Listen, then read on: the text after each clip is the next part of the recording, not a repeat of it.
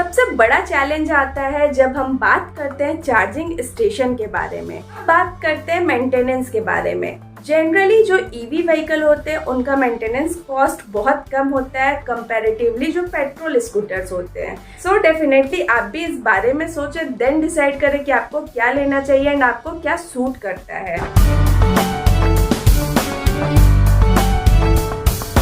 Hello everyone, welcome back to my channel. क्या आप भी स्कूटर लेने का प्लान कर रहे हैं लेकिन यहीं पे आके कंफ्यूज हो गए हैं कि मैं इलेक्ट्रिक स्कूटर लूं या फिर मैं नॉर्मल पेट्रोल फ्यूल वाले स्कूटर लूं?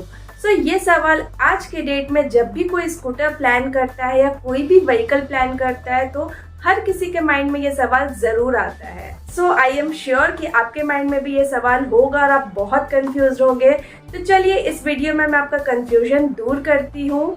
ये टॉपिक मैंने आज इसलिए उठाया क्योंकि हाल ही में मैंने स्कूटर खरीदा है और इस कंफ्यूजन में मैं भी थी कि मैं इलेक्ट्रिक स्कूटर लूं या फिर मैं पेट्रोल फ्यूल वाले स्कूटर लूं। सो फाइनली मैंने क्या डिसाइड किया और मेरे माइंड में कितने सारे क्वेश्चंस थे, मैंने उनका जवाब कैसे ढूंढा और मैंने अपना कंफ्यूजन कैसे क्लियर किया, तो इन सारी बातों पे मैं इस वीडियो पे बात करूंगी और आपका कंफ्यूजन भी मैं दूर करूंगी।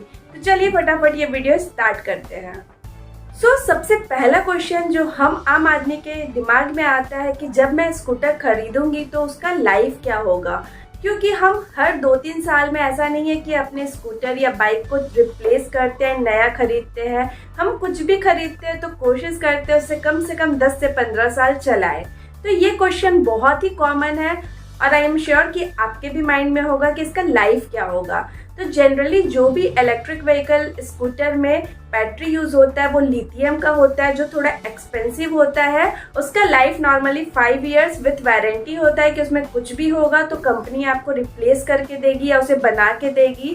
5 साल के लिए तो आप निश्चिंत हो जाते हो।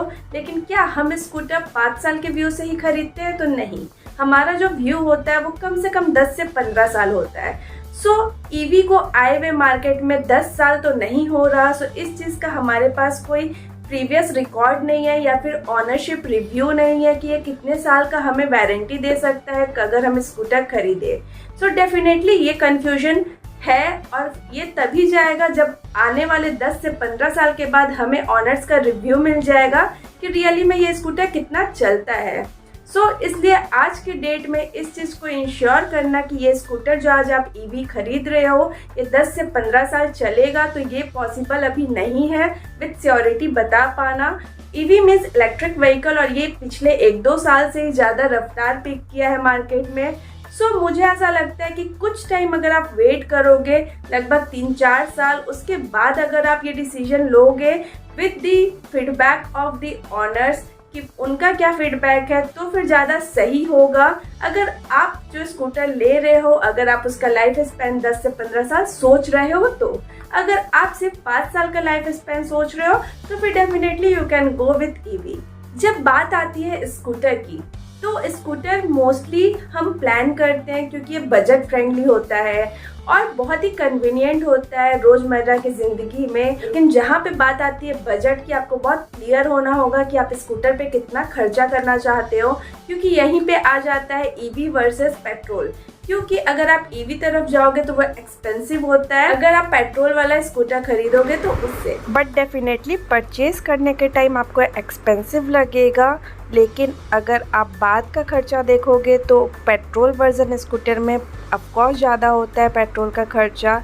तो एट दी एंड अगर आप 5 साल चलाओगे तो आपको जो बजट होगा वो पेट्रोल वर्जन में आपका ज़्यादा खर्चा होगा कंपैरेटिवली इलेक्ट्रिकल वर्जन में। आप सिर्फ अभी का बजट देखना चाहोगे या 5 साल का क्यूमुलेटिव, या आप पे डिपेंड करता है।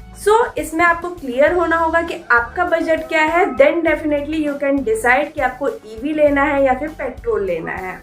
सबसे बड़ा चैलेंज आता है जब हम बात करते हैं चार्जिंग स्टेशन के बारे में। जनरली आजकल के स्कूटर में जो बैटरी आता है वो पोर्टेबल होता है। मीन्स कि अगर आप घर पे लाके पार्क करते हो तो आप उससे बैटरी निकाल के अपने घर पे लाके उसे इजीली चार्ज कर पाते हो। प्रॉब्लम तब आती है जब आप प्लान करते हो long trip on a scooter.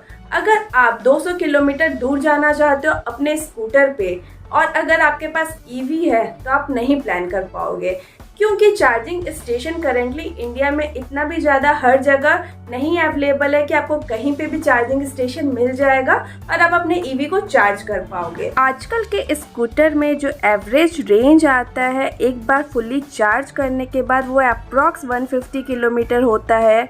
So 150 kilometre से कम अगर आपका डेली का रनिंग है देन इट इज़ फाइन, या फिर अगर कोई ट्रिप प्लान कर रहे हो that is less than 150 kilometre then that is okay.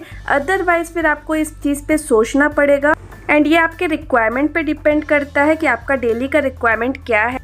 अब बात करते हैं मेंटेनेंस के बारे में। जनरली जो ईवी व्हीकल होते हैं उनका मेंटेनेंस कॉस्ट बहुत कम होता है कंपैरेटिवली जो पेट्रोल स्कूटर्स होते हैं। लेकिन प्रॉब्लम यहाँ आती है कि अगर आपका कोई स्पेयर पार्ट खराब हो गया और अगर आप उसे मार्केट में ढूंढने जाओ तो पेट्रोल स्कूटर का कोई भी स्पेयर पार्ट आपको इजीली कहीं पे भी मिल जाए आप जहाँ रह रहे हो। लेकिन ईवी का अगर आपको स्पेयर पार्ट खरीदना है तो स्पेसिफिकली आप उसी शोरूम से खरीद पाओगे, हर मार्केट प्लेसेस में अवेलेबल नहीं है।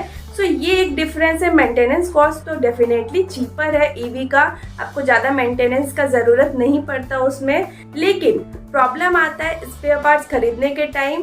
सो ये चीज़ आप डेफिनेटली सोचें जब आप प्लान कर रहे हो स्कूटर। आजकल जो भी इलेक्ट्रिक स्कूटर है मोस्टली कंपनी जो वारंटी देती है वो ज़्यादा से ज़्यादा 5 साल का वारंटी देती है, तो वो तो बहुत अच्छी बात है। अगर 5 साल के बाद कुछ भी खराब होता है बैटरी में और अगर आप उसे रिप्लेस कराने जाते हो तो उसका खर्चा अप्रॉक्स स्कूटर खरीदने में आपको जितना लगा था उसका 1/3 हो जाता है। बहुत एक्सपेंसिव होता है बैटरी रिप्लेस कराना। सो ये एक बड़ा प्रॉब्लम है जो मैंने स्टार्टिंग में ही बोला था कि 5 साल के बाद इसका लाइफ कैसा होगा वो अभी हम क्लियर नहीं बता पाएंगे। सो इस चीज़ के लिए मुझे लगता है कि थोड़ा सा हमें टाइम और देना चाहिए एंड मार्केट के फीडबैक को देखना चाहिए कि ईवी कैसा रिस्पॉन्स दे रहा है मार्केट में। देन डेफिनेटली वो टाइम आएगा जब हम ईवी पे बहुत अच्छे से डिपेंडेंट हो पाएंगे। सो अगर आप प्लान कर रहे हो और इन सारी बातों पे अगर आप अपना आंसर्स ढूंढ पा रहे हो जो भी मैंने अभी पॉइंट रेज किया, और अगर आपको अपना आंसर्स पता है, डेफिनेटली पता होता है लोगों का क्या रिक्वायरमेंट है, क्या बजट है, क्या स्पीड होना चाहिए, कितना रेंज चलाना है, इन सारी चीज़ों पे आप थॉट दें और इन सभी का आंसर मिलने के बाद अगर आपका डिसीजन बनता है कि आपको इलेक्ट्रिक स्कूटर लेना चाहिए तो डेफिनेटली ये बहुत अच्छा डिसीजन है, क्योंकि इलेक्ट्रिक स्कूटर डेफिनेटली बहुत अच्छा ऑप्शन है कंपैरेटिवली पेट्रोल और फ्यूल से। लेकिन वही चीज़ मैंने कहा कि बहुत सारे पॉइंट्स पे जजमेंट देने के बाद आपको डिसाइड करना चाहिए। ऐसा ना हो कि खरीदने के बाद आप रिग्रेट करो कि मुझे तो ये करना था लेकिन ईवी के साथ मैं ये नहीं कर पा रहा हूँ।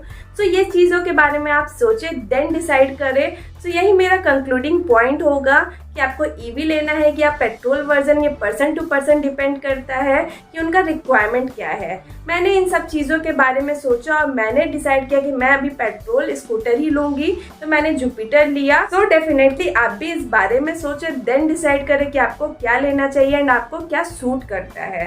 सो ये था मेरा छोटा सा वीडियो। आई होप कि आपको अपने सवाल का जवाब मिल जाएगा इस वीडियो को पूरा देखने के बाद। प्लीज़ मुझे कमेंट बॉक्स में बताइए कि आपको क्या सूट करता है एंड आपका क्या डिसीजन बनता है। चलिए अपना ख्याल रखिए। See you in next video. Till then take care, bye bye.